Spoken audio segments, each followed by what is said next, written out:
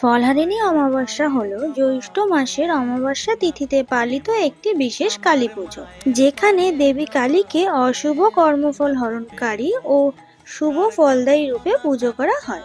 বিশ্বাস করা হয় এই পুজোয় মানুষের জীবনে দুঃখ, ব্যাধি ও অশুভ প্রভাব দূর করে শুভ ফল প্রদান করেন দেবী কালী। আজকের এই ভিডিও থেকে জেনে নেব 2026 সালে জ্যৈষ্ঠ মাসের ফলহারিণী অমাবস্যার পূর্ণাঙ্গ সময়সূচি।